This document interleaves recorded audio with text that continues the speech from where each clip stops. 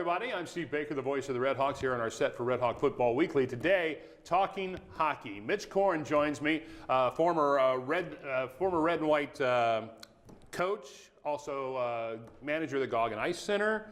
Let's see, you did radio on 97X, WOXY, did our hockey play-by-play broadcasts, and all of that just in one season. I mean, you did this all the time, and I don't think a lot of people realize that when you were in Oxford, sir, did you have time for anything else? You know, we had to wear a lot of hats in the old Goggin. It was a very small staff. It's not like it is today.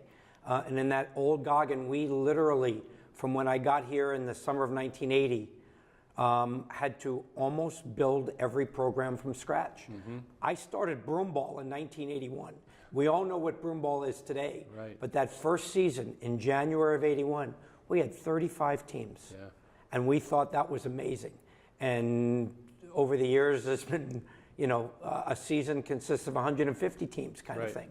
So it was, there was a lot of building and a lot of fun and a lot of work and great relationships and great people. Of course, Mitch is back in town this week with the Stanley Cup, bringing it back to town for his day as goaltender coach of the Washington Capitals and the champions in the NHL. Out of everywhere that you could have taken the cup, what made you bring it back to Oxford? Well, this has been home for 30 years. I got married here.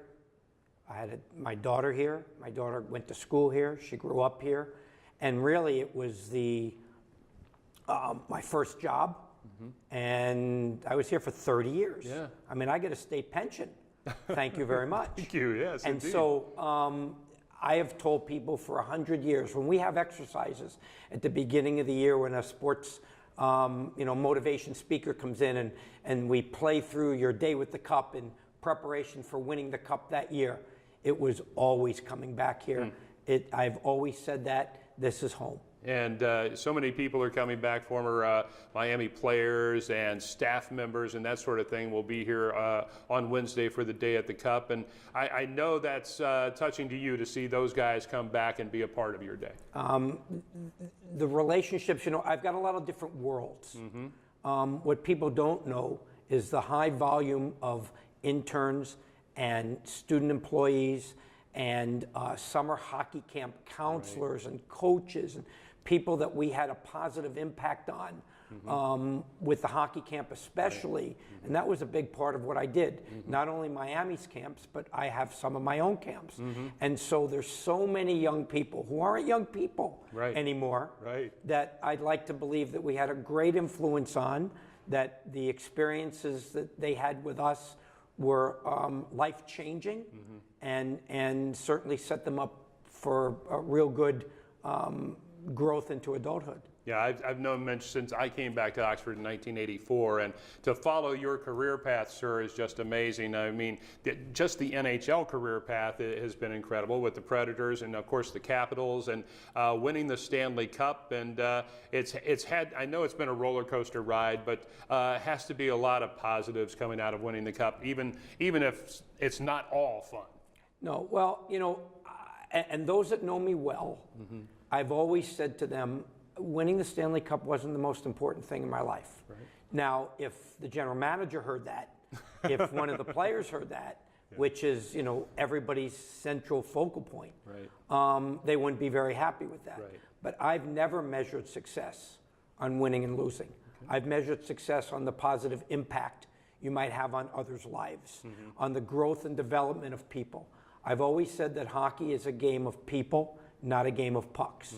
And we've tried to do that from the very first day I got here in 1980, and the people that we've tried to influence and help and train. This is an institution of higher education. And I'd like to believe that everybody who worked for us at Goggin, at summer camp, got that education outside the classroom in a real positive way. Well, I'm sure they did, as a matter of fact. And let's talk about building those people from all ages. Obviously, highly recognized as an NHL goalie coach, and you've taken guys that weren't exactly at the level they are right now, and we're talking about superstar goalies that you've turned their careers around. I've been very fortunate. I've gotten good people to work with, and found a way to find the right buttons to push, right place, right time sometimes. My first experience was in Buffalo in 1991, where the people here at Miami, Ed Dembski, Steve Cady, were kind enough to actually give me a 9-month leave of absence to go to Buffalo and venture into the National Hockey League. And then following that, I was able to take care of Miami and work at Miami and in the NHL at the same time. That's great. And the first big name, if you will, is Dominic Hasek. And my time with Dom was 4 Vezina trophies, 2 MVP Hart trophies. With the addition I put on my house here in Oxford, we joked that it was the house that Dom built. Dom built, exactly. And but from Dom to Braden Holtby now, to Pekka Rinne before him, to Thomas Vokoun, I've been very fortunate. And part of it, especially in the 16 years of Nashville, is I've always said too, you've got to find the right head coach. As a goalie coach, you're really only as good as the head coach, because they're either going to get in your way or let you do your thing. They're either going to be supportive or create fires that you're always having to put out. And I was very lucky because in 1998, I found a great head coach in Barry Trotz, and we're still together now in my next stop in Long Island. And that's because Barry Trotz is the kind of guy that he is. Yeah, absolutely. Yeah, all of that is very visible. Obviously, the success you had in the NHL, but I'm not sure everybody knows that the other successes that you have with your hockey camps and the upcoming young people that are learning the trade and just getting started, and the impact that you have on those people. I see it all the time on Facebook and on the web. These kids absolutely adore those camps. We do 8 camps in the summer, and it's demanding, and it's getting more and more demanding as I enter my 60s. But we do good work. And not only the people that work with us, and we have a cloning process. You go from camper to counselor to coach to maybe my number 2, which is a guy that would travel with me more and take care of my details and that kind of thing. And at the end of the day, we do good work.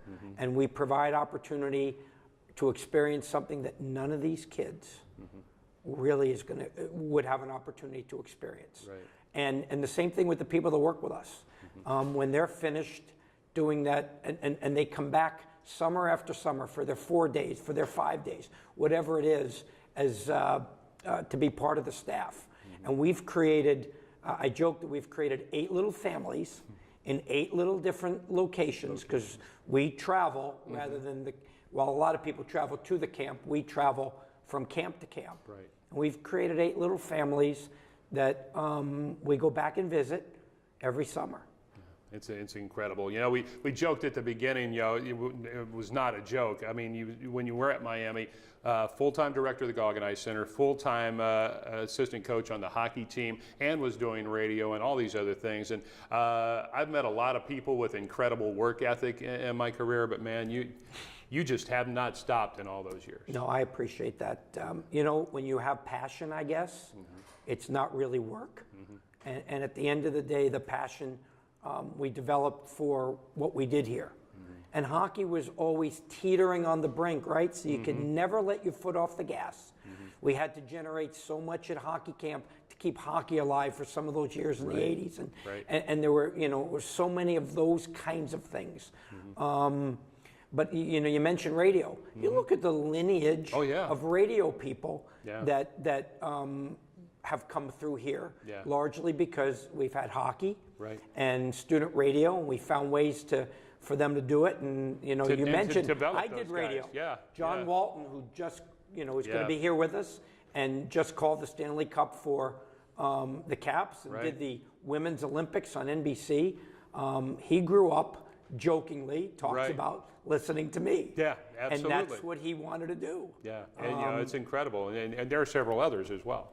And so it's from Bob Rochuk and Chris Kerber, and it is pretty cool watching everybody grow up. And they're all proteges, and would love Doc Emmerich as well, who's Yes. Miami grad as well. And Before me, though. Yeah, oh yeah. Well, before both of us, but Yeah. Doc did a great job and does a great job with NBC. I know that your day with the Cup is going to be a lot of fun. It's going to be exciting, and you're giving the folks around Oxford, Miami University a great opportunity to come out and be and see and be a part of what is hockey history by bringing that cup to here, and I know everybody appreciates it. Well, I was talking to Barry Trotz the other day, and he said Stanley is special. Yeah. And when we won, I had plenty of time that night with the cup. Mm-hmm. We had a full day at Barry Trotz's with the staff. At development camp this summer, we had the cup. Mm-hmm. I don't need to be with it. Yeah. I brought it here because, as I said, this is home. I have phenomenal memories. My daughter was raised here.